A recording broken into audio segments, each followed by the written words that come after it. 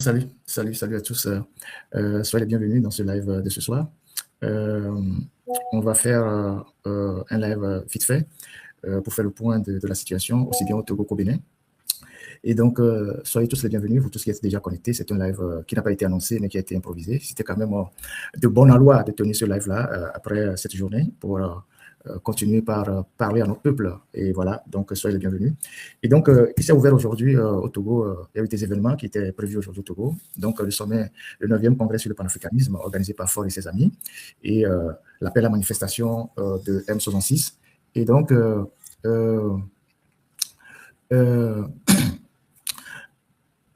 sommet s'est ouvert et les panafricanistes, en tout cas ceux que vous connaissez, ils sont au Togo. Certains ont fait des vidéos pour se réjouir qu'ils sont au Togo, que tout se passe bien, que le Togo est un pays très paisible, que Lomé est paré aux couleurs du panafricanisme. Vous avez vu les vidéos de certaines personnes. Mais je voudrais partager avec vous rapidement, avant de donner mon point de vue, cette réflexion du professeur Apedouaman, du professeur Togo Apedouaman, qu'il a partagé sur sa page Facebook, que je trouve assez pertinent et qui rejoint ce que nous disons depuis des années sur cette histoire du panafricanisme, le mercantilisme qui se cache derrière le panafricanisme. Et vous connaissez le professeur Apedouaman, c'est quelqu'un qui n'a pas sa langue dans sa poche, c'est quelqu'un qui est très incisif dans ses prises de parole, dans ses écrits, dans ses positions. C'est quelqu'un d'assez pertinent. Et donc, je partage avec vous rapidement ce qu'il a écrit. Panafricanisme, business et panafricanisme mercenaire. Ça, c'est le titre. À l'occasion de la tenue du 9e congrès panafricain à Lomé du 8 au 12 décembre 2025, les appels au boycott fusent partout. La raison évoquée par les partisans du boycott, le panafricanisme ne peut soutenir par la publicité une dictature rétrograde et liberticide. Le panafricanisme est censé soutenir les peuples et non les régimes qui sont des pions de l'impérialisme et de la France-Afrique. Qu'est-ce que le panafricanisme? Le définir comme une idéologie politique n'est pas aisé. Il y a pratiquement autant de définitions que de partisans. Mais il y a d'abord et surtout les manipulateurs au pouvoir, comme au Togo. Ensuite, les partisans soucieux de la libération et de l'indépendance de toute l'Afrique. Et enfin, les mercenaires panafricanistes, au service du néocolonialisme et de certaines dictatures qui broient leur peuple. Ces mercenaires endimanchés sont des gangsters politiques très présents sur la toile. Menteurs professionnels, mythomanes invertébrés, frimeurs, branleurs, mystificateurs, opportunistes. Ces individus à la grande gueule se font leur beurre sur les malheurs des peuples africains.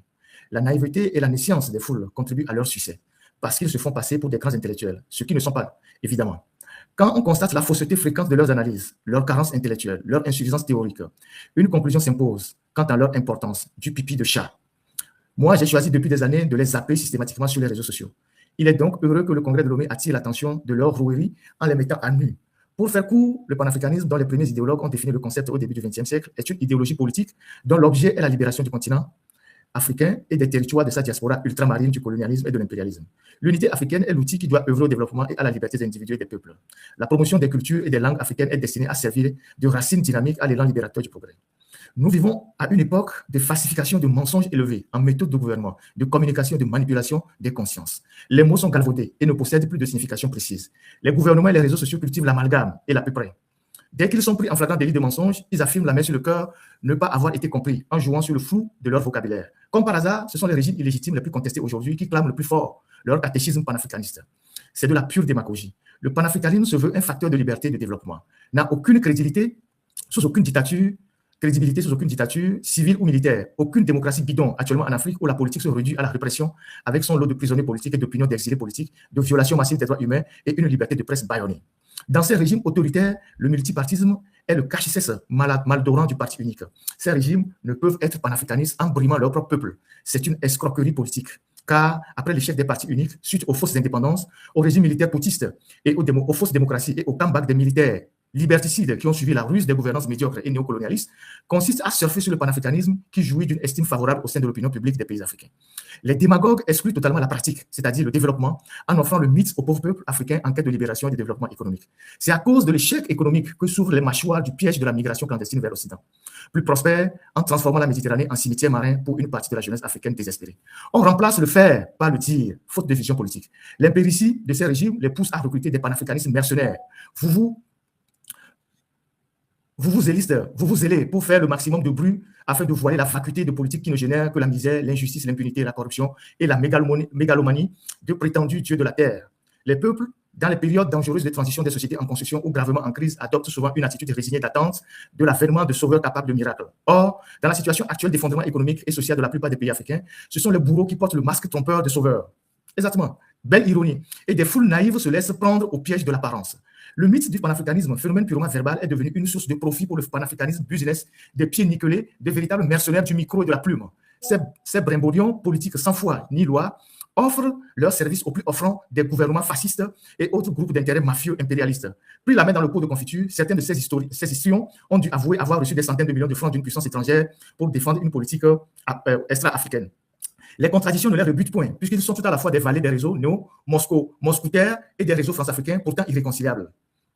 À force de vouloir trop patrociner les faux panafricanistes bombardiers, ont provoqué un retournement de situation qui est en train de monter les opinions publiques africaines contre eux et leurs commanditaires. Pourquoi un boycott? J'estime incongru d'organiser des assises panafricanistes, une occasion de propagande pour le dictateur Faure Gnassingbé sous un régime de coup d'État permanent dans lequel le pouvoir est confisqué par une clique depuis près de 60 ans, malgré le rejet massif des Togolais qui veulent voir s'ouvrir enfin devant eux les portes de l'avenir. Les panafricanistes qui vont participer à ce congrès ne commettent pas une erreur, mais une faute envers le peuple togolais.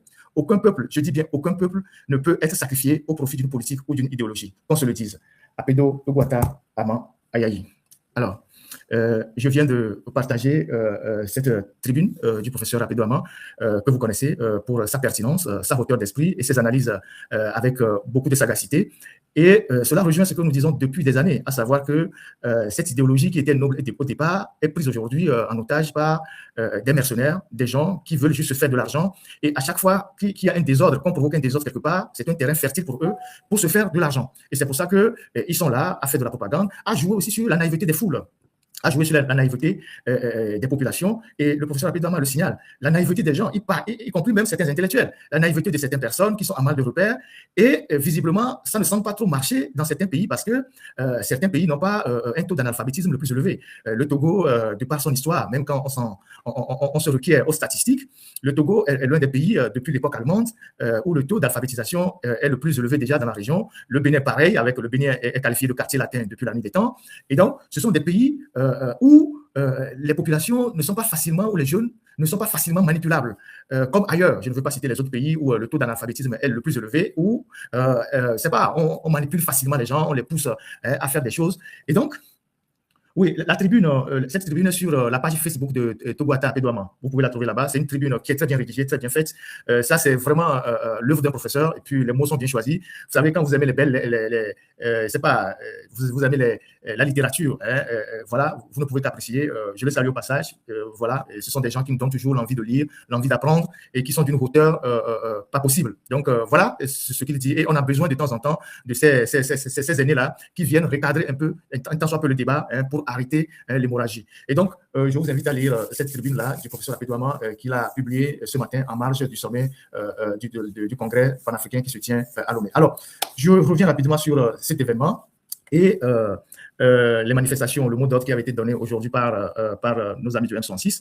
Il n'y a pas eu des Togolais qui sont sortis, non pas par résignation, mais parce que le dictateur Faure Gnassingbé, depuis 3 jours, a fait de Lomé une ville assiégée. Donc, des casernes ont été totalement déplacées du nord jusqu'au sud.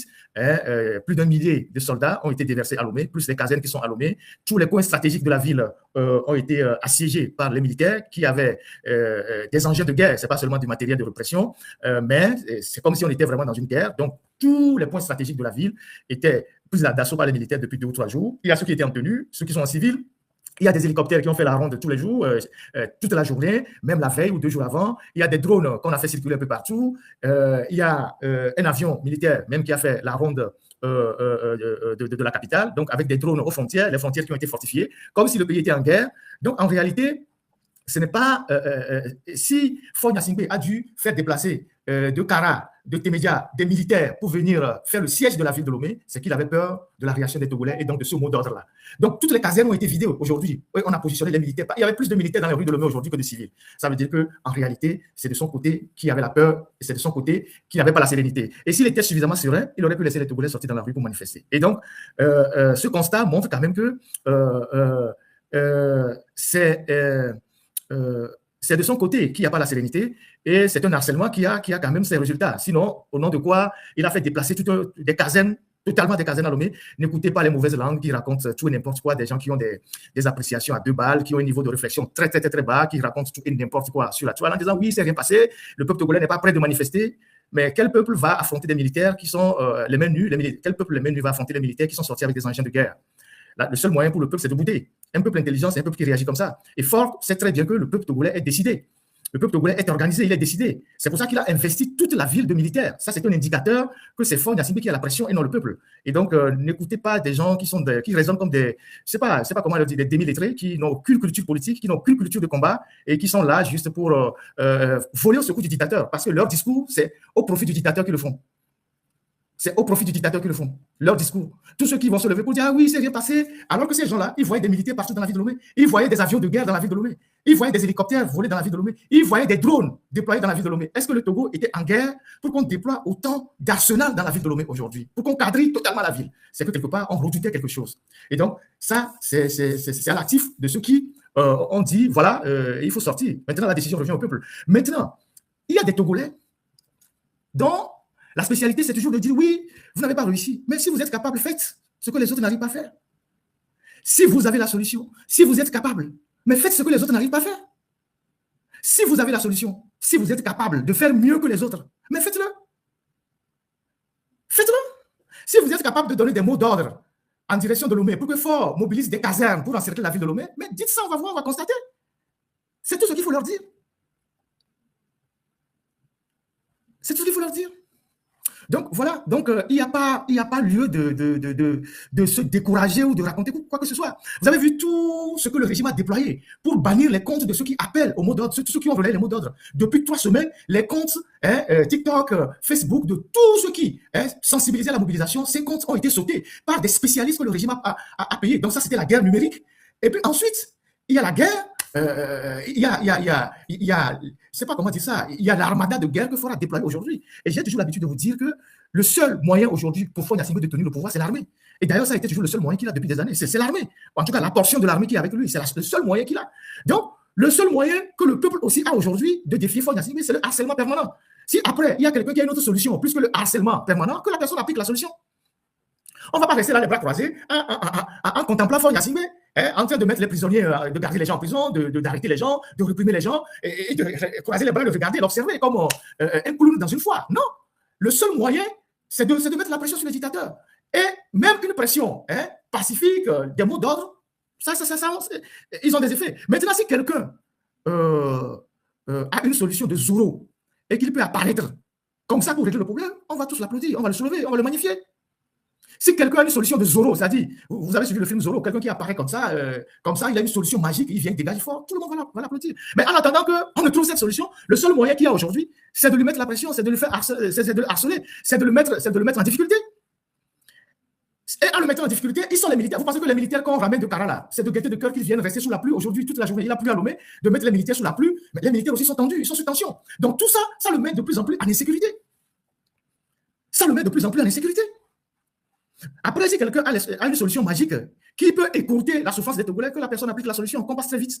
Donc, moi, je voulais saluer la résilience du peuple togolais. Ce n'est pas un peuple lâche, c'est un peuple très intelligent. Ce n'est pas un peuple qui se jette dans la gueule du loup. C'est un peuple très intelligent, c'est un peuple assez réfléchi. C'est un peuple, à un moment donné, quand il sait que le rapport de force n'est pas à sa faveur, il esquive l'adversaire.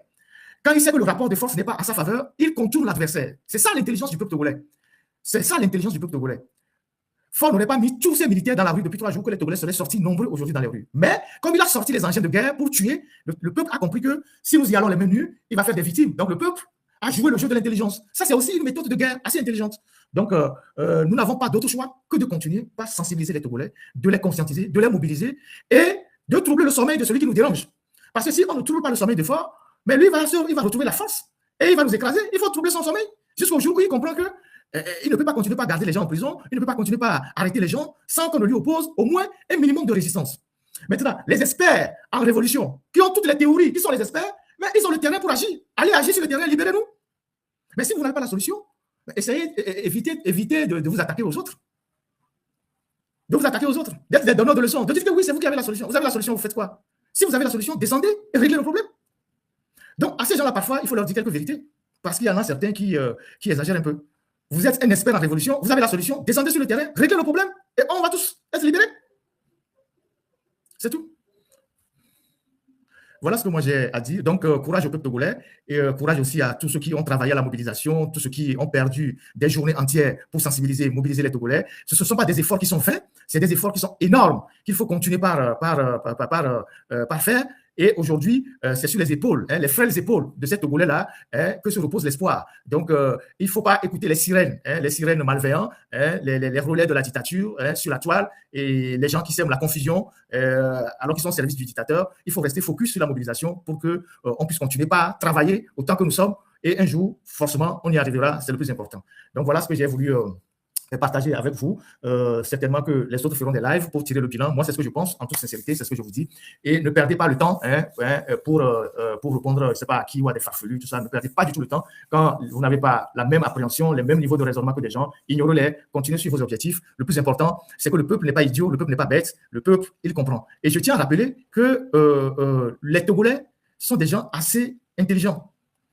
Et quand les gens, je vois des gens, ils raisonnent, ils disent oui, l'analphabétisme et tout ça. Non. Les Togolais, depuis l'époque allemande, c'est le pays qui a été le plus scolarisé en termes de ratio par rapport à la population. Et quand vous allez chercher les statistiques au niveau de l'UNESCO, les pays qui ont les taux d'alphabétisme les plus élevés, ce sont les pays comme le Togo, le Bénin et tout ça. C'est pour ça que les gens ne sont pas facilement manipulables dans ces pays-là. Les gens, on ne se lève pas. Comme ailleurs. Vous voyez, les gens sont très, très, très vigilants. Et ça, c'est notre force, nous les Togolais. Donc, voilà, le combat continue. Comme le colibri, petit à petit, un jour, on va y arriver. Mais s'il y a quelqu'un qui a une solution magique pour écouter notre souffrance, que la personne applique cette solution et nous tous, on va danser et on va célébrer cette personne-là. Voilà ce que moi j'ai à dire.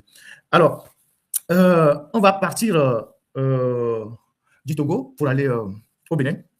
C'est ce que j'ai à dire ce soir sur le Togo. Et je rappelle que, avant d'aller au Bénin, pour tous ceux qui sont connectés, demain, dans la journée, nous allons publier un article assez intéressant, un dossier sur cette question de l'administration de Trump qui a mis le Togo sur la liste noire des pays interdits de visa. Nous avons des révélations à vous faire demain et nous allons partager certaines révélations avec vous demain sur ce que j'ai développé hier, les véritables raisons pour lesquelles l'administration de Trump est en train de frapper fort le Togo. Vous allez voir le début de certaines preuves de ce que nous avons dit hier sur le site www.l'alternative.info dans la journée. Cet article sera mis en ligne.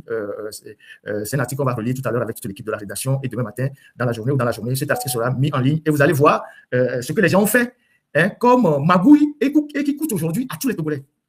Ce que les gens ont fait comme magouille et qui coûte à tous les Togolais aujourd'hui qui sont aux États-Unis et ceux qui veulent aller aux États-Unis. C'est inadmissible. Et ces gens-là, on doit les traquer, nous devons les dénoncer. Parce que le Togo est devenu un pays de magouilles et de faussaires. Des gens qui ont trafiqué des documents pour envoyer leurs proches, leurs maîtresses, leurs tisas, des gens qui ne sont même pas dans l'administration, qui ne sont même pas des fonctionnaires, mais qui se sont retrouvés avec des passeports de service pour aller prendre des visas pour partir à des missions officielles aux États-Unis. D'où ils ne sont plus jamais revenus. C'est l'accumulation de tout ça qui fait qu'aujourd'hui, l'administration Trump est en train de frapper très dur le Togo. Et je vous assure que ce n'est pas fini. Ce n'est pas fini tant que le Togo ne va pas collaborer pour démanteler ce réseau. Arrêter les gens, les Américains ne vont pas lever les suspensions. Et demain, on va vous sortir des documents, vous allez voir comment les gens, dans certains ministères, ont élaboré des documents pour permettre à leurs proches d'avoir des visas, alors que ces gens-là avaient des passeports, alors que ces gens-là n'étaient pas des fonctionnaires. Ils n'étaient même pas des fonctionnaires. Et c'est vraiment très grave. Et puisque les actes qu'ils ont posés ont contribué ou contribuent aujourd'hui à faire du mal à toute la communauté togolaise, autant aux États-Unis qu'au Togo, on va dénoncer ces gens-là. On va les dénoncer pour que demain, d'autres personnes fassent attention. Donc, demain, ce serait ce dossier-là qu'on va publier. C'est une première partie. C'est la première partie des documents qu'on a eus. Il y a d'autres documents qu'on va récolter encore. Et donc, on va publier tout ça. Et au fur et à mesure qu'on va analyser les documents, on va les publier pour que vous voyez les magouilles qui ont été faites au niveau de l'administration pour permettre à des gens de partir aux États-Unis. Et tenez-vous bien, il y a des gens qui sont des partisans du régime. Ils ont pris des visas avec le passeport de service. Une fois aux États-Unis, ils se sont déclarés réfugiés. Des gens qui sont encore dans le régime actuellement ont envoyé leur famille aux États-Unis et ils déclarent leur famille réfugiée. Alors qu'ils sont là, dans le régime, soutiennent le régime. Certains ont contribué même à modifier la Constitution. Et juste au lendemain de la modification de la Constitution, ils ont mené leur famille pour le déposer aux États-Unis. Comme si, au sein du régime, les gens redoutaient quelque chose. Parce que c'est une vague de personnes qui sont parties. Comme si les gens redoutaient que le régime va tomber. Donc les gens ont sorti du pays à partir des passeports de service, leur famille. Beaucoup de gens sont rentrés dans la brèche. C'est tellement qu'il y a eu des complicités aussi à l'ambassade parce que quand on voit autant de personnes qui viennent avec des passeports de service pour demander des visas, au moins au niveau de l'ambassade, on aurait pu faire attention. Donc voilà. Oui, ils disent que le pays va bien, mais ils ont déplacé leur famille. Il y a beaucoup qui ont déplacé leur famille. Des ministres, des DG, des cadres de l'administration, des gens qui sont à l'OTR et qui ont une bonne position, ont déplacé leur famille aux États-Unis. C'est ce qu'ils ont fait. Et pas seulement aux États-Unis, mais aussi en Europe. En Europe et dans tous les pays européens. Vous imaginez? C'est maintenant à partir de ce scandale-là que les consulats vont ouvrir les yeux. Maintenant, le passeport qu'il faut le plus surveiller, c'est le passeport de service. Le passeport qu'il faut le plus surveiller dans les consulats, c'est le passeport de service. Donc, les gens, ils ont profité de cette brèche-là pour faire partie de leur famille. Certains, leurs femmes, leurs maîtresses, leurs copines, leurs petits frères, leurs cousins, tous le monde aux États-Unis et en Europe. Après, tu arrives là-bas, tu te débrouilles. Si tu veux aller en asile, tu rentres en asile. Si tu trouves un moyen, tu trouves un mariage, tu fais. Au Canada aussi, oui. Il y a un des cerveaux qui est au Canada actuellement, de cette fraude-là. Vous verrez demain. Donc, demain, rendez-vous sur notre site www.l'alternative.info. Vous aurez toutes les informations. L'article est prêt. Il y aura une relecture ce soir avec l'équipe de la rédaction. Et demain matin, il sera publié. Merci à la technique. On passe au Bénin. Alors, la situation semble... la situation est revenue à la normale au Bénin. Et c'est l'heure des analyses et des questionnements. Comment en est-on arrivé là? Quelles sont les complicités autant au Bénin qu'en dehors du Bénin? Comment est-ce que la crise a été gérée? Qu'est-ce qu'on pense de l'intervention du Nigeria et donc de la CEDEAO? Je ne saurais vous donner l'heure demain, mais vous serez sur le site internet. Ceux qui ont tenté le coup d'État et qui se sont repliés au nord du Bénin, sont-ils encore sur le territoire béninois ou sont-ils rentrés dans un pays voisin? Pourquoi, aux premières heures de cette tentative de coup d'État, au Togo par exemple, une chaîne de télévision proche du régime s'est lancée dans une édition spéciale alors qu'elle n'en a pas l'habitude, alors qu'il y a de cela 1 mois ou 3 semaines, il y a eu un coup d'État en Gambie, ils n'ont pas fait d'édition spéciale? Pourquoi certains individus qui sont proches du régime togolais, qui sont des communicants, étaient les toutes premières personnes à se réjouir de ce qui se passait au Bénin, avec des partages massifs sur les réseaux sociaux, même en continuant par alimenter la désinformation? Pourquoi ces gens, ils étaient les tout premiers à faire ces genres de communication en faveur des putschistes? Étaient-ils des gens au courant de quelque chose, ou bien se sont-ils dit, comme on n'aime pas l'autre, on va pousser les gens à le démettre? Parce que je ne peux pas comprendre que des médias au Togo ou un média se met en édition spéciale, alors que ce n'est pas de son habitude, pour faire venir des commentateurs à 2 balles, de soi-disant panafricanistes, pour se réjouir de ce qui se passait au Bénin et saluer le coup d'État. Ce sont des indicateurs qui doivent nous amener à réfléchir. Et plusieurs fois, je disais aux Béninois, surveillez vos voisins de l'Ouest. À partir de ce qui s'est passé, il faut que les Béninois surveillent tous ceux qui viennent du Togo chaque week-end. Regardez bien les gens qui rentrent du Togo au Bénin. Il faut que ce soit vers le nord comme vers le sud. Tous ceux qui rentrent au Bénin, soi-disant on part en congé, on part en vacances, on part en week-end, il faut bien les surveiller. Il faut bien les surveiller. Il faut bien les surveiller. Et donc, comme je le disais hier, nous ne pouvons pas continuer en Afrique de l'Ouest par brandir au monde entier ces images avilissantes de nos pays. À chaque fois qu'il y a un problème politique, vous avez des individus que l'État paye, que l'État habille, que l'État nourrit, qui retournent des armes pour braquer les institutions. Toujours avec le même mode opératoire et le même raisonnement. Les pays où, je le répète, les pays où on peut saluer un coup d'État salutaire, on le connaît. Ils ne sont même pas nombreux. Les pays où il peut y avoir un coup d'État et on peut dire, ça c'est un coup d'État salutaire, on connaît ces pays-là et ils ne sont pas nombreux. Mais les pays qui font des efforts sur le plan démocratique, même s'il y a des imperfections dans la gouvernance, quand des individus veulent remettre en cause l'ordre constitutionnel, nous ne devons pas accepter ça. Parce qu'à force d'accepter ce genre de choses, c'est le bordel qu'il y aura dans toute l'Afrique de l'Ouest. Chaque 2 semaines, vous aurez des individus qui vont sortir en mettant des casques de merde sur la tête comme des Vietnamiens et venir nous raconter leur vie. Aux États-Unis, demandez à tous nos camarades qui sont aux États-Unis. Actuellement, Trump, il n'a que faire de la Constitution américaine. Il viole tous les jours la Constitution américaine. Vous savez le nombre de personnes que Trump, à son arrivée, a viré de l'administration? Vous savez le nombre de personnes qu'il a viré de l'administration? Même quand les juges lui rappellent la Constitution, il s'en fout. Mais personne aux États-Unis ne se lève pour dire il faut faire un coup d'État à Trump. Jamais. Parce que c'est la culture de la démocratie. S'il pose des actes qui sont contraires à la Constitution, on l'attaque en justice. Et s'il continue, il y a une procédure d'impeachment. Mais s'il s'entête, il y a des gens qui vont le rappeler à l'ordre. Et nous devons apprendre aussi cette culture-là en Afrique. À ne pas soutenir des voyous qui se lèvent un matin parce qu'ils n'ont rien à faire de leur vie, parce qu'ils ont vu certains de leurs collègues renverser des régimes ailleurs. Ils se disent, oui, nous aussi, pourquoi pas, on peut renverser des régimes.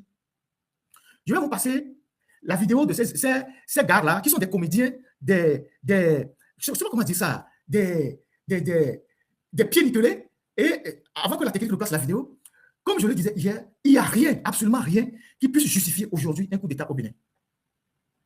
Même si nous sommes d'accord que sur le plan de la gouvernance, sur les questions de liberté, Patrice Talon, il fait des erreurs. Il pose des actes qui sont inacceptables. Je ne peux pas, par exemple, dénoncer Faure Gnassingbé au Togo, dénoncer les prisonniers politiques au Togo, dénoncer la séquestration des libertés au Togo et magnifier Talon sur ce point-là. C'est pour ça que nous disons, il faut que Talon comprenne que si ceci est arrivé, c'est parce qu'il y a un malaise. Si les militaires sont rentrés dans cette brèche-là, c'est parce qu'il y a un malaise dans le pays. Et c'est ce malaise-là qu'il faut régler. Il faut convoquer les assises, libérer les prisonniers, ouvrir le jeu démocratique, faire rentrer les réfugiés, libérer les journalistes qui ont été arrêtés. Ce n'est pas parce que vous développez un pays que vous allez tailler la démocratie selon votre humeur. Ce n'est pas parce que vous réalisez de bonnes choses dans le pays que vous allez barricader, cadenasser les libertés dans le pays. C'est comme ça que nous devons faire le raisonnement. Nous ne devons pas dire parce qu'il il fait ça, qu'il faut lui faire un coup d'État. Ça n'a aucun sens. Nous savons qu'il y a des blanchisseurs de coups d'État, des admirateurs des militaires. Ces gens n'ont pas vécu les époques des années 80 jusqu'à 90. Ils n'ont rien connu. Soit certains ont connu, mais ils sont des malhonnêtes. Aucun coup d'État n'a jamais fait progresser un pays. Jamais. Jamais. Donc, je vais vous passer une première vidéo de ces gars-là, quand ils étaient dans le studio de la télévision, ce qu'ils se racontaient entre eux. Et vous allez me dire, sincèrement, avec le niveau de ces gens-là, ces individus à 2 balles, là, si ces gens-là peuvent prendre la destinée d'un pays qui a fait un bond en avant en termes de développement, si un matin, des individus comme ça peuvent se lever matin et prendre le contrôle d'un pays. Quand même, Patrice Talon, quoi qu'on puisse le reprocher, il a fait beaucoup pour l'armée béninoise. Il a rénové les casernes, il a conçu des casernes modernes, il a conçu des logements pour les militaires. Ce qu'il n'avait pas avant. Mais vous allez comprendre que ces gens-là, ils ont été pistonnés d'ailleurs. C'est pour ça que d'autres pays sont rentrés en jeu. Écoutons leur passage à la télévision. Technique.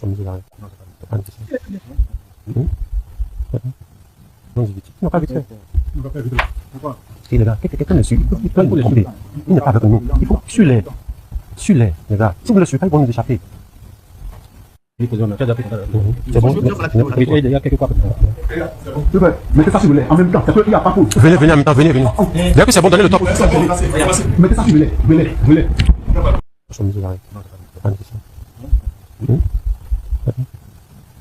Non, pas vite fait.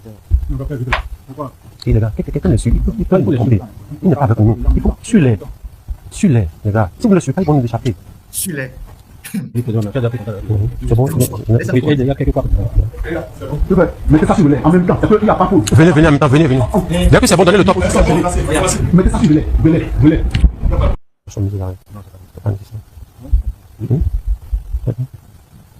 Non, pas vite fait. Et les gars, quelqu'un le suit. Il doit le suivre. Il n'est pas avec nous. Il faut suivre-les. Suivez-les, les gars. Si vous le suivez pas, ils vont nous échapper. C'est bon. Il y a quelque part. Mettez ça si vous voulez. En même temps, il n'y a pas pour. Venez en même temps, venez. Dès que c'est bon, donnez le top. Mettez ça si vous voulez. Venez. Vous connaissez le commissariat de Tampi? Non, technique, vas-y, joue. Non, technique, il faut jouer. Vous connaissez le commissariat de Tampi? Il faut jouer, technique. Il faut jouer la vidéo. Vous connaissez le commissariat de Tampi? Non, pas vite fait. Et les gars, quelqu'un le suit. Il doit le suivre. Il n'est pas avec nous. Il faut suivre-les. Suivez-les, les gars. Si vous le suivez pas, ils vont nous échapper. C'est bon. Il y a quelque part. Mettez ça si vous voulez. En même temps, il n'y a pas pour. Venez en même temps, venez. Dès que c'est bon, donnez le top. Mettez ça si vous voulez. Venez.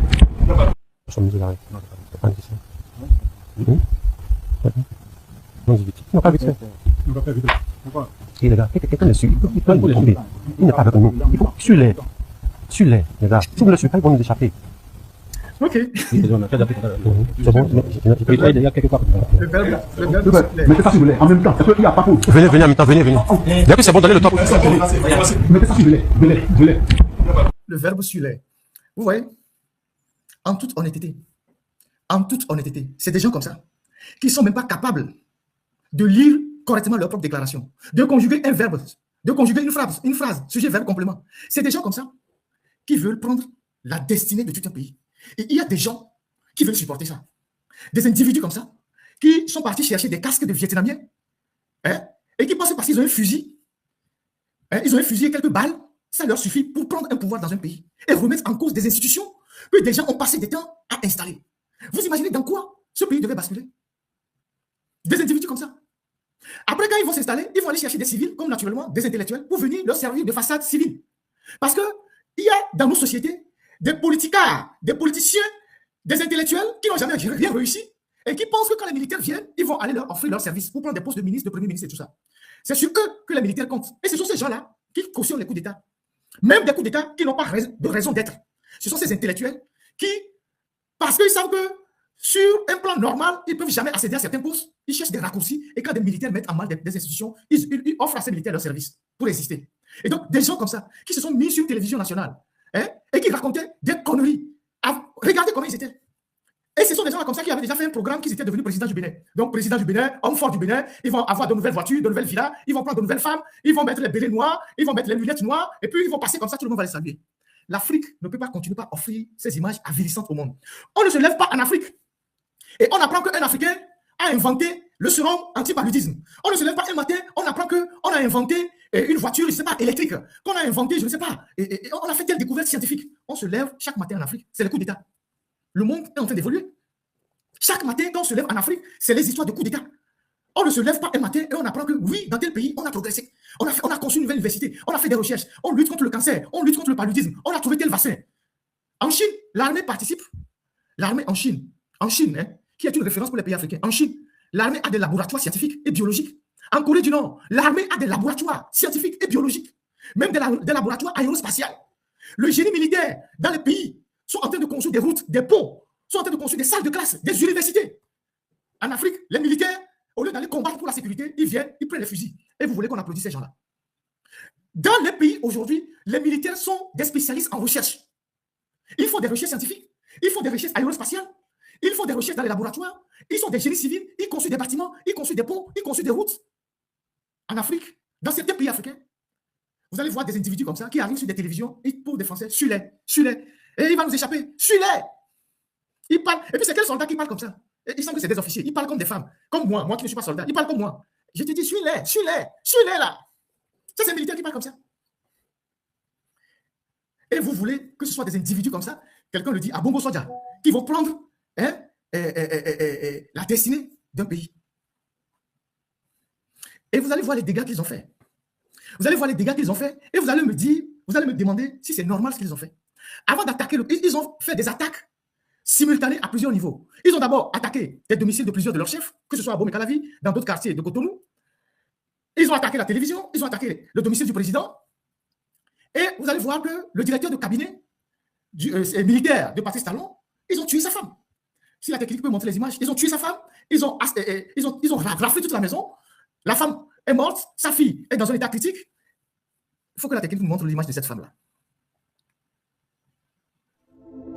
Le cabinet civil, Bertrand Bada, son arrivée au Conseil des ministres, lui qui a perdu sa femme. Mais ce matin, il est debout au Conseil des ministres aujourd'hui. C'est le directeur du cabinet militaire de Patrice Talon. C'est lui, ça. Ils ont tué sa femme. Une belle dame qu'ils ont assassinée comme ça, lâchement. Si la technique a l'image de la femme, je pense que la technique devait l'avoir, peut diffuser l'image de cette dame-là. Ce monsieur, il a perdu sa femme. L'image de... un instant, l'image de la dame, je te l'envoie, je laisse sur ma page Facebook. Je te l'envoie sur ma page Facebook, tu as l'image. Et la fille de ce monsieur a pris une balle, elle est dans un état critique. Et il y a plein d'autres personnes qu'ils ont assassinées. Donc des gens qui vont tuer la femme de l'un de leurs supérieurs, massacrer la femme de l'un de leurs supérieurs.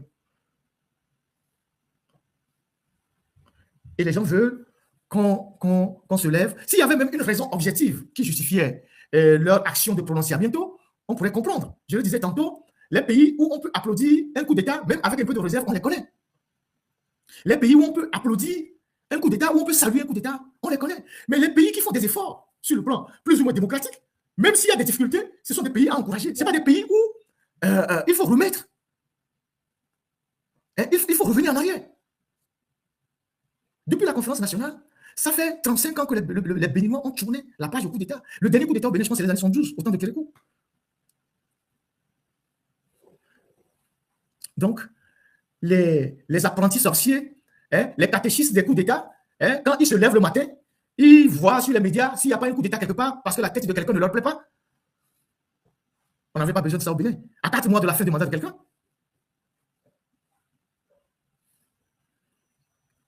La technique est en train de chercher l'image. Je vais vous projeter tout à l'heure l'image de cette dame. Et vous allez voir vraiment comment c'est triste.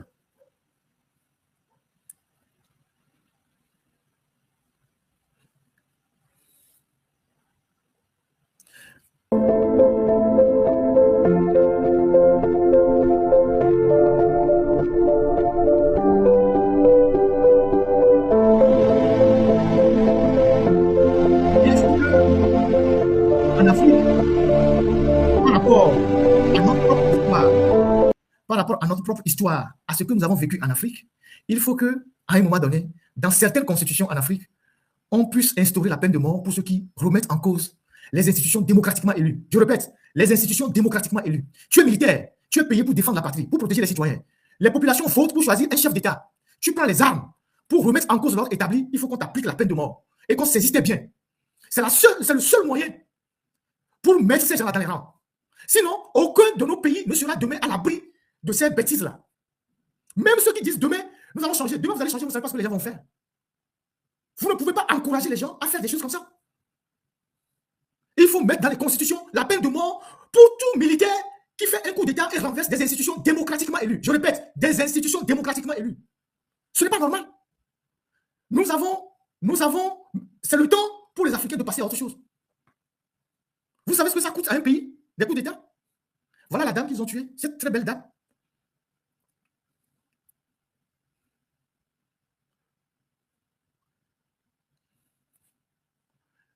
Technique, virez-moi ce monsieur qui s'appelle Mel Lewy là. On n'a pas besoin de lui sur notre panel. Qu'il aille dans les pays, je ne sais pas, les pays où ils applaudissent les coups d'État.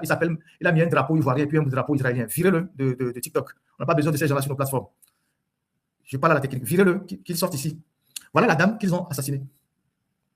Voilà la femme du général Bada, Bertin Bada, qui est le directeur du cabinet civil de Patrice Talon. Ils ont tiré aussi sur sa fille, qui est actuellement dans un état critique. Donc la dame est décédée. Et ils n'ont pas pu atteindre le monsieur. Voilà. Et vous voulez qu'on cautionne des choses comme ça? La femme d'un de leurs supérieurs qui ne leur a rien fait. La femme de l'un de leurs supérieurs hiérarchiques qui ne leur a rien fait. Juste parce qu'il est le directeur du cabinet civil et le cabinet militaire de Patrice Talon. Ils ont attaqué le domicile. Ils ont massacré la femme. Et ces gens-là, c'est des criminels entrés. Et vous voulez qu'on se lève un matin et puis qu'on les applaudisse parce que, voilà, ils veulent faire des coups d'État. Hein, ils viennent avec leur français de merde, avec leur casque de vietnamien, comme des gens de commissariat de Tampi pour dire « je suis là », ils vont nous échapper.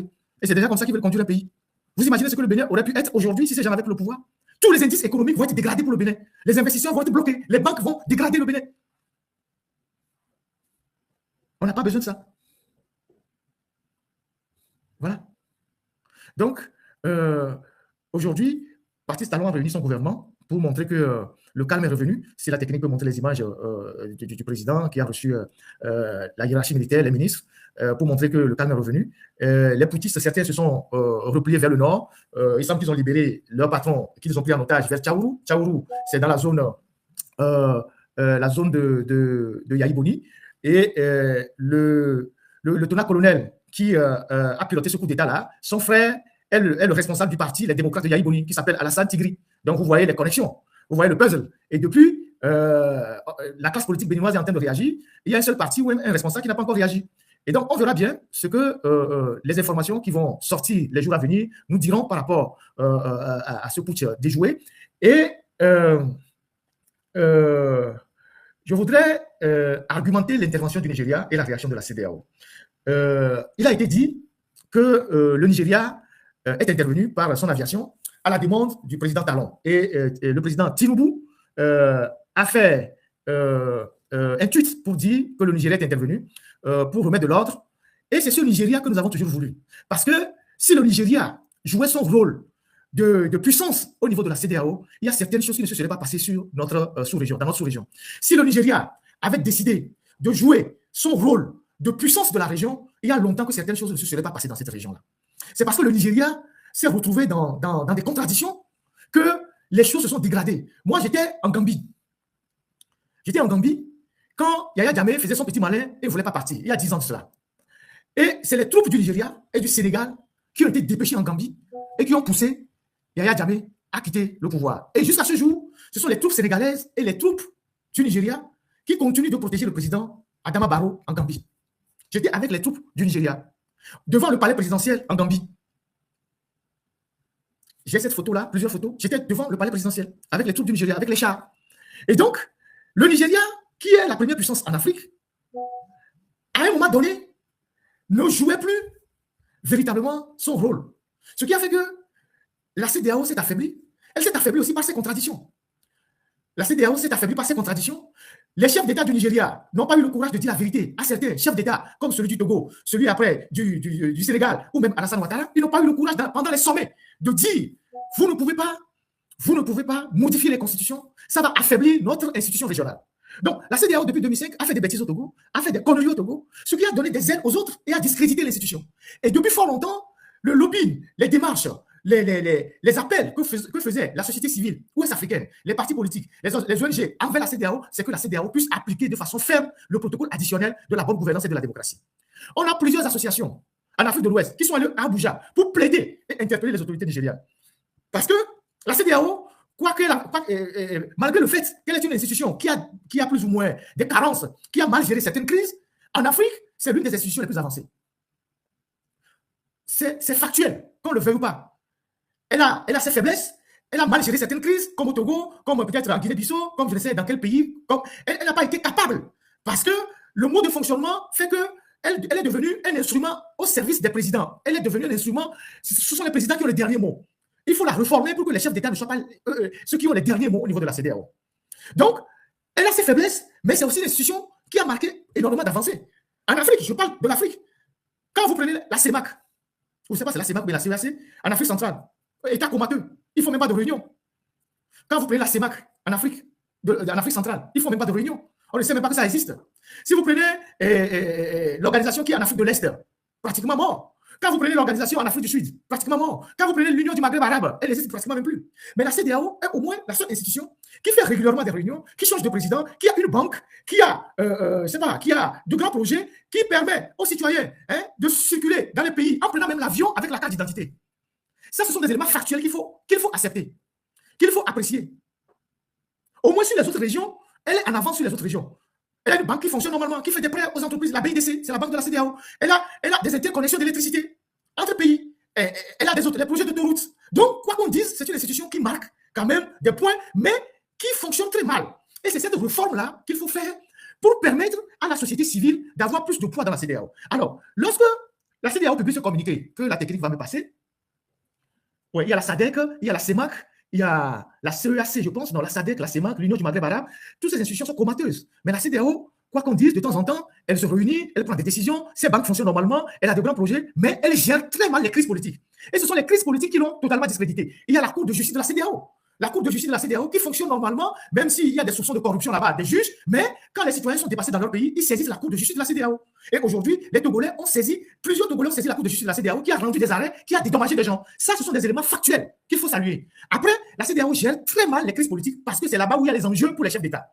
Donc, c'est ce côté-là qu'il faut remédier. Alors, quand la CEDEAO sort ce communiqué sur le Bénin, en disant communiqué de la CEDEAO, suite à sa précédente déclaration sur la République du Bénin, la commission de la CEDEAO informe par la présidente le grand public que, conformément aux dispositions des instruments pertinents de la CEDEAO, en particulier l'article 25 du protocole de 1999 relatif au mécanisme de pression, de prévention, de gestion, de règlement et de maintien de la paix et de sécurité, après consultation entre les membres du Conseil de médiation et de sécurité au niveau des chefs d'État et de gouvernement, le président de la conférence des chefs d'État et de gouvernement de la CEDEAO a ordonné le déploiement immédiat d'éléments de la force en attente de la CEDEAO en République du Bénin. La force régionale sera composée des troupes provenant de la République du Nigeria, de la République de la Sierra Leone, de la République de la Côte d'Ivoire et de la République du Ghana. La force soutiendra le gouvernement et l'armée républicaine du Bénin afin de préserver l'ordre constitutionnel et l'intégrité territoriale de la République du Bénin. Ce n'est pas la première fois que la CEDEAO déploie des troupes dans un pays. J'ai parlé de la Gambie tout à l'heure. Nous connaissons les forces de l'ECOMOG au Libéria et en Sierra Leone et dans les années 90. Donc, c'est une tradition de l'institution de déployer des forces quand besoin en est pour essayer de rétablir l'ordre ou de tout ça. Mais le plus important ici, c'est que quand vous voyez les pays qui ont accepté d'aller là-bas, il y a un pays qui manque au moins. Si vous voyez les pays qui vont là-bas, il y a au moins un pays qui manque. Je vous laisse faire vos propres analyses. Le pays qui manque, c'est le pays de paix. C'est le pays de médiation. C'est le pays où on parle de la paix, on parle de médiation, où on dit, voilà, un pays si proche, mais qui manque à la paix. Bon, je ne vais pas rentrer dans les spéculations. Maintenant, il faut saluer ce que le Nigeria fait. Parce que c'est de cette CEDEAO-là dont on a besoin. Celle qui intervient quand on a besoin d'elle. Et elle doit aussi intervenir dans le cas des modifications constitutionnelles pour les mandats, les troisième mandats, les quatrième mandats. Cette CEDEAO doit comprendre que son rôle, il faut qu'elle reprenne l'initiative et intervienne aussi quand il y a des modifications constitutionnelles. Comme M. Nathaniel Olympio l'a rappelé ce matin dans un communiqué qu'il a sorti, que j'ai lu sur Twitter. M. Nathaniel Olympio a salué la CEDEAO, mais en rappelant à la CEDEAO qu'elle ne doit pas faire le sapeur-pompier. Elle doit prévenir ces genres de coups d'État. Elle doit prévenir ces genres de situations. Et donc, elle doit appliquer en amont le protocole additionnel sur la démocratie et la bonne gouvernance en rappelant clairement aux pays qui modifient les constitutions pour les quatrième mandats, quitte à les sanctionner si le pays s'entête. Donc, c'est ce rôle-là que nous voulons voir la CEDEAO jouer dans notre région. Donc, au moins, il faut saluer ce qu'ils ont fait. Sans cette intervention de taille, ces farfelus avec leur casque-là, ils sont en train de semer encore la mort. Et je suis aussi persuadé que si le Nigeria a agi avec autant de rapidité, c'est parce qu'ils ont des éléments que ces gens-là, ils sont soutenus par des forces extérieures. Si le Nigeria a agi avec autant de promptitude, c'est parce qu'ils sont persuadés que ces gars-là, ils avaient des relais extérieurs. Mais le Nigeria, non seulement il agit pour protéger la démocratie, mais il agit aussi pour sécuriser sa frontière.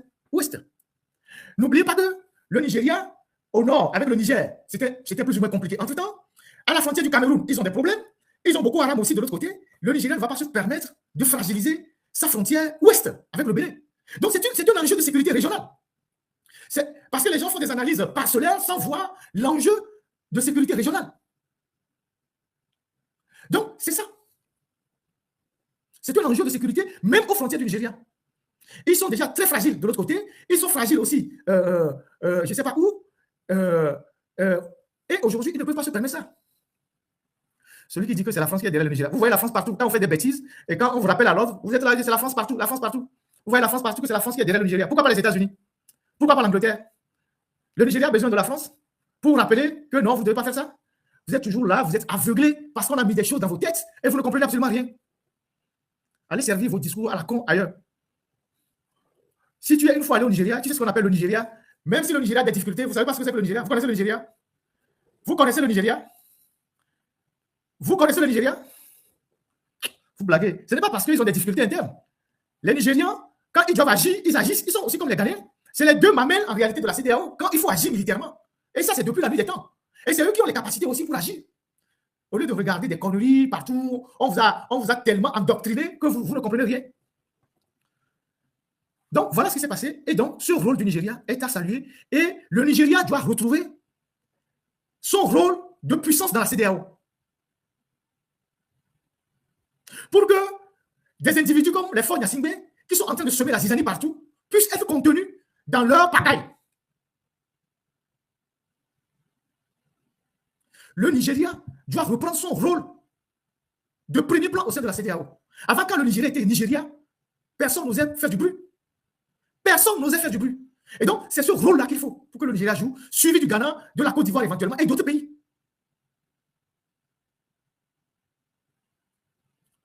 Et ils en ont les moyens. C'est un pays de je ne sais combien de millions d'habitants. Ils en ont les moyens. Ils peuvent déployer, c'est pas 5000 soldats dans un territoire voisin, parce qu'ils ont les moyens. Et donc, ce que le Nigeria a fait est un tournant décisif pour la CEDEAO.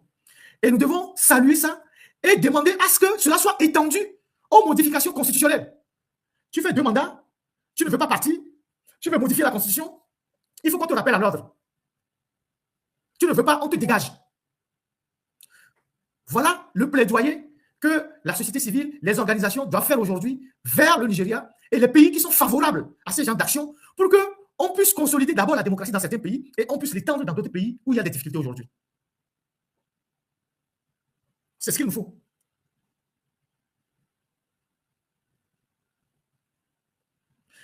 Donc, voilà ce que moi, je voulais partager.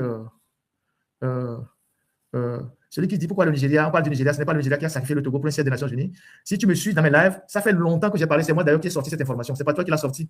Donc, ce n'est pas parce que le Nigeria fait des bêtises hier, s'il en fait de bien aujourd'hui, on ne doit pas en parler. Allez récapter vos conneries ailleurs. Ce n'est pas parce que le Nigeria fait des bêtises hier et qu'il fait bien aujourd'hui qu'on ne doit pas en parler. Nous sommes là pour accompagner ceux qui font du bien, pas ceux qui sont dans le passé, qui racontent les conneries et tout, et tout, et tout. Celui qui a le plus développé ce que le Nigeria fait au Togo, c'est moi. C'est moi, Ferdinand. C'est pas vous qui me l'apprenez. C'est moi, Ferdinand. C'est moi qui ai dit qu'en 2005, la France a promis le poste des Nations Unies au Nigeria. C'est moi qui l'ai dit. C'est pas vous. Donc, ne venez pas utiliser ce que moi-même je vous ai donné comme information pour raconter vos conneries ou alimenter vos conneries, vos trucs à la con. Oui, Ferdinand, non, je ne les suis pas, je les lis au moins. Donc, voilà ce que j'ai voulu partager comme réflexion avec vous. Et aujourd'hui, nous devons, nous, les Africains de l'Ouest, nous devons reprendre le contrôle de la communication de notre région. Nous ne pouvons plus continuer par céder la communication des problèmes de notre région aux individus qui viennent semer la déstabilisation de la région ouest-africaine. Parce que c'est de cette déstabilisation que vivent ces individus.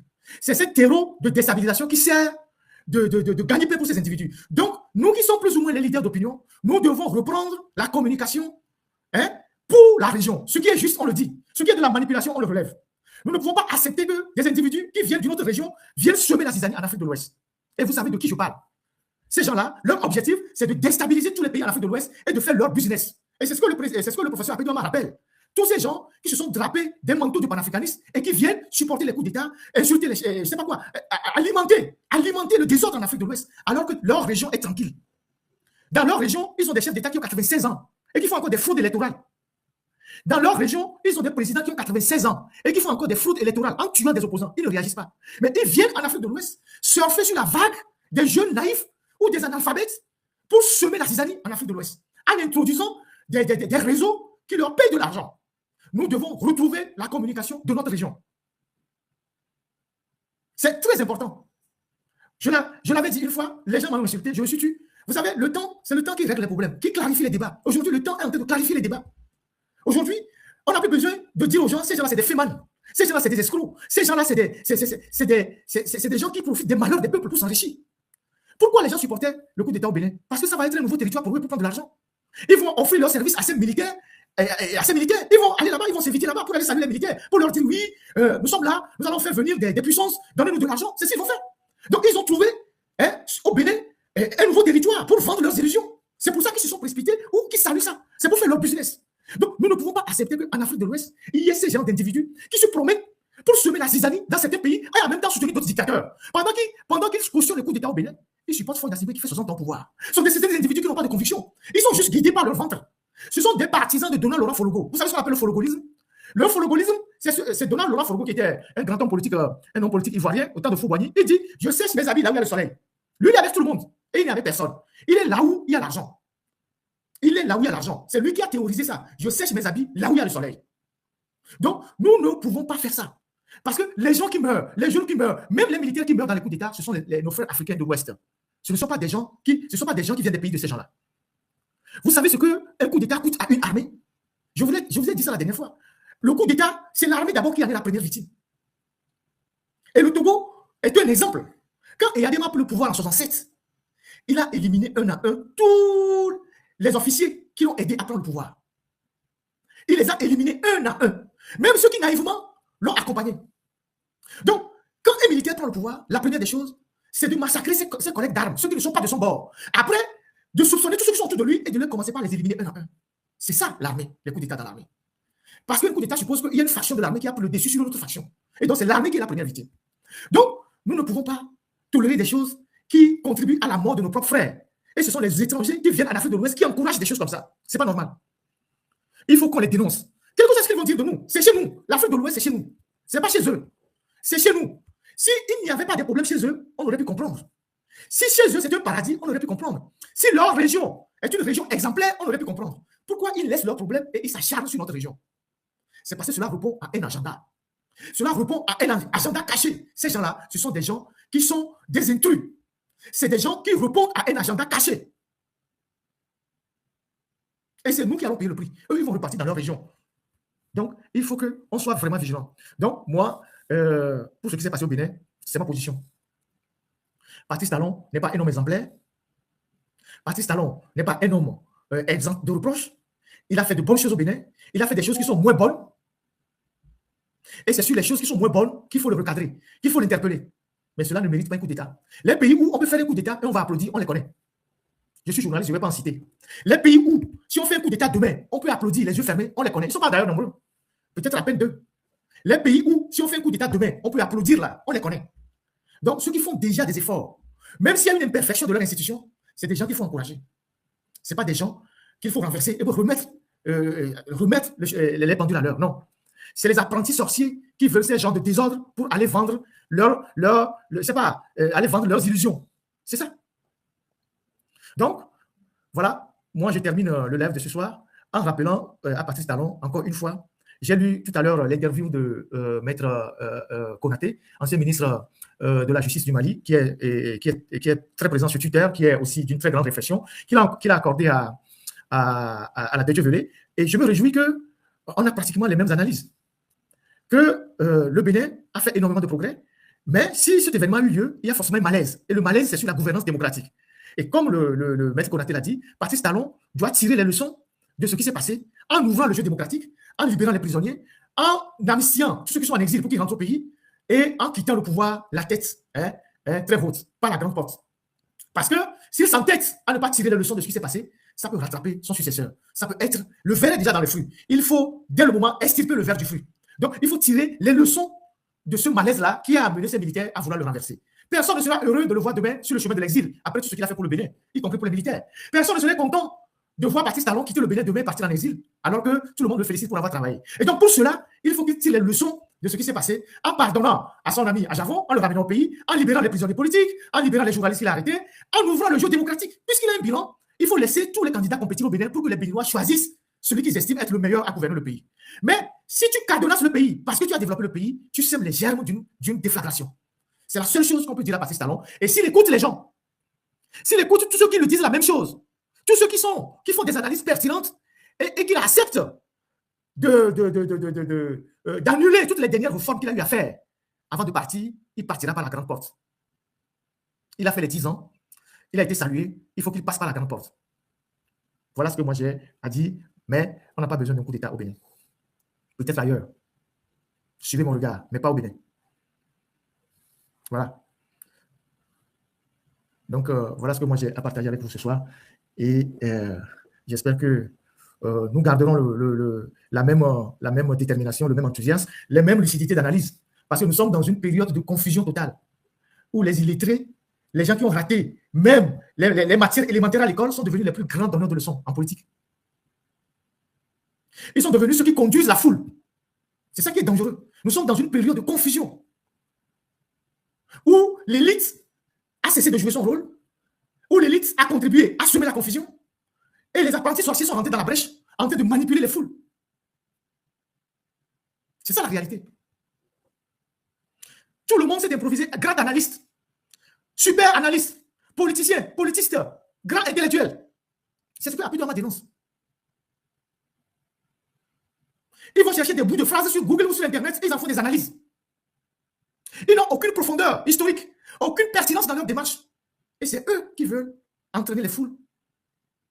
Tantôt ils sont panafricains quand ça les arrange, tantôt ils sont de ce côté quand ça ne les arrange pas. C'est des gens qui n'ont même pas de la moelle épinière. Ils n'ont même pas de socle. Et c'est ces gens-là qui sont en train de manipuler l'opinion. Heureusement que dans les pays côtiers, le niveau d'alphabétisme est très élevé. C'est ça la différence. Dans les pays côtiers, le niveau d'alphabétisme est très élevé. Donc les gens regardent. C'est ça. Je connais des gens qui combattent Patrice Talon, qui combattent farouchement Patrice Talon, qui ont fait des posts pour dire que le Bénin n'a pas besoin d'un coup d'État. Je connais des gens qui combattent Patrice Talon farouchement, mais qui ont fait des posts pour dire que le Bénin n'a pas besoin d'un coup d'État. Et que les militaires, quand ils prennent le pouvoir, on ne sait pas quand est-ce qu'ils le remettent. Ça, c'est la maturité politique. Ça, c'est la culture politique.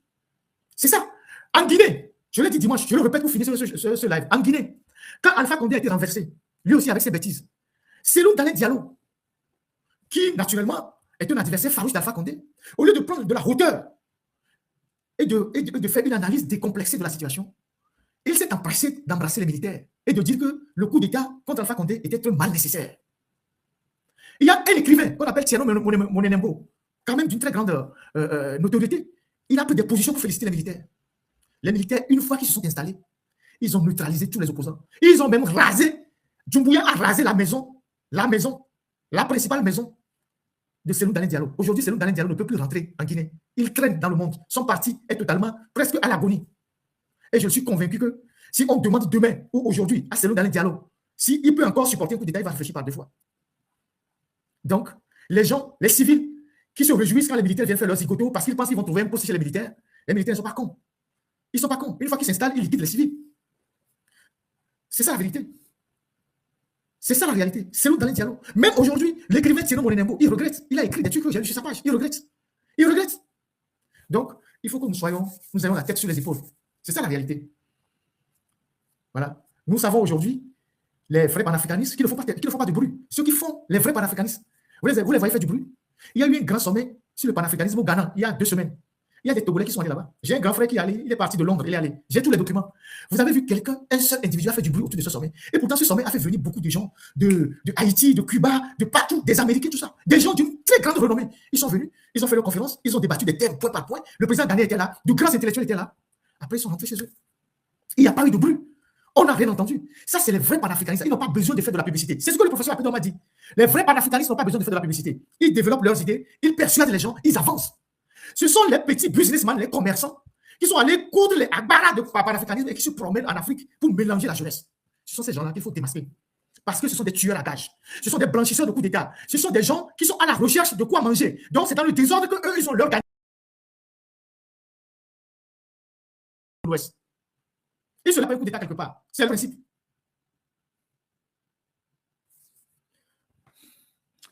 Les gars, merci beaucoup. Je vous laisse la soirée, je pense qu'il se fait un peu tard, il est 22h34. Fonya Singbe, courage à toi, continue comme ça. Espérons que tu vas t'en sortir parce que le monde se rétrécit autour de toi. Hein. Vous jouez un peu les malins, vous essayez de troubler de l'eau un peu partout. Les gens vous voient. Vous êtes dans la piscine, comme Babo le dit, mais votre dos est visible.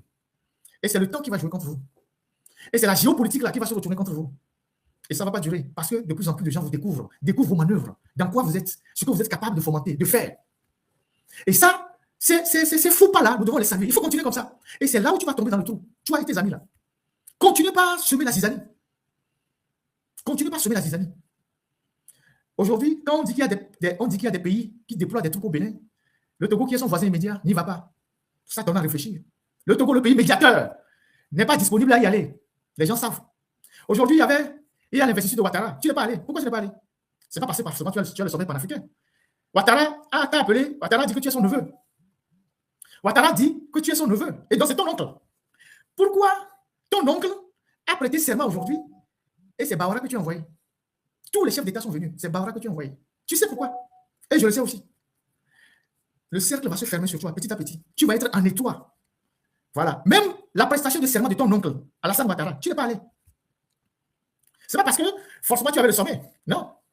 Tu aurais pu aller revenir au deuxième jour du sommet. Mais tu n'es pas allé. Tu sais pourquoi tu n'es pas allé en Côte d'Ivoire. Et tu sais aussi pourquoi. Tu sais très bien ce que ton oncle Ouattara pense de toi désormais. Et c'est là où le jeu devient intéressant. C'est là où le jeu devient intéressant. Donc, désormais, on a deux axes en Afrique de l'Ouest qui sont clairement définis. Une démarcation claire et nette. On a une démarcation claire et nette en Afrique de l'Ouest. Et c'est ça qui est intéressant. Ton oncle t'a cherché dans la salle à Abidjan aujourd'hui. Les Olingui étaient là, le président Komori était là, tous les anciens chefs d'État, Nigeria, Ghana, tout ça, Niger, le président ghanéen, le président mauritanien, Dioma Faye, tous ces gens étaient là. Tu étais le seul absent à l'investiture de ton oncle. Oui, c'est son oncle, puisque Ouattara l'a appelé mon neveu. Ou bien c'est pas ce que Ouattara dit. Ouattara dit que c'est son neveu, non? Donc Ouattara, c'est son oncle. Voilà. Donc, son oncle prête serment, il ne va pas. C'est parce qu'il y a quelque chose. C'est parce qu'il y a quelque chose. Voilà. Il faut continuer. Le jeu devient intéressant. Nous, on observe. Tu es en étoi. Et c'est toi seul qui sais que tu es en étoi. Parce que le chemin que tu as pris là, c'est un chemin sans issue. C'est un chemin qui n'a pas d'avenir. Tu as beau sortir les militaires, c'est un chemin qui n'a pas d'avenir. Et de plus en plus, sur cette côte-là, la côte ouest africaine, je ne parle pas des pays qui sont en haut, la côte ouest africaine, Nigeria, Bénin, Togo, Ghana, Côte d'Ivoire, je ne sais pas Sierra Leone et tout ça, Sénégal, le Togo apparaît comme la plus grande anomalie. Le Togo apparaît comme la plus grande anomalie. Le vert qui est dans le flux. C'est comme ça que tu es désormais perçu. Et c'est dans ça. C'est pour ça que je vais vous expliquer que ce qui se passait au Bénin, celui qui va tirer les avantages de ça, c'était le voisin de l'Ouest. Parce que c'est eux qui ont besoin de desserrer les tours là-bas. Pour respirer un peu. Parce qu'ils sont de plus en plus pris à l'étau. C'est ça la réalité. Parce qu'ils se sont dit, voilà, Patrice Talon, c'était 10 ans, en 2026, il va partir. Mais ils se rendent compte qu'en 2026, peut-être que c'est un de ces pions qui réfléchit comme lui qui va rester. Et ce flanc Est-là va être toujours pour nous un problème. Donc, il faut dégager ce flanc-là. Et ils ont échoué. Parce qu'ils sont en étoi. Ils sont en étoi. C'est ça la réalité. Et celui avec qui il ne fallait pas se fâcher, c'était l'oncle. On peut se fâcher avec tout le monde, mais celui avec qui il ne fallait pas se fâcher, c'était l'oncle. Et le voisin de l'Est qui a été attaqué, c'est un protégé de l'oncle. C'est un protégé de l'oncle. Le voisin de l'Est qui a été attaqué hier, c'est un protégé de l'oncle. C'est ça les enjeux. C'est ça les implications. C'est ça la triste réalité. C'est pour cela qu'on est bien en droit de se poser la question, pourquoi tu n'es pas allé à l'investiture de l'oncle? C'est quand même ton oncle. Continuons la réflexion.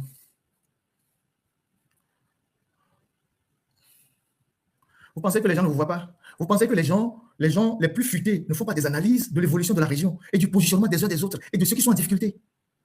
Vous ne pensez pas? Les gens regardent. C'est un jeu très intéressant. Le jeu de positionnement. C'est très intéressant ce qui se passe aujourd'hui. C'est ça la réalité. L'oncle là, c'est un gars terrible. Hein. Il ne parle pas, mais il agit. C'est un gars terrible. Lui, l'oncle là, lui seul, c'est une caution mondiale. Parce qu'il a fait chez les Américains, il a fait chez les Français, il est avec les Juifs, il est avec des gens.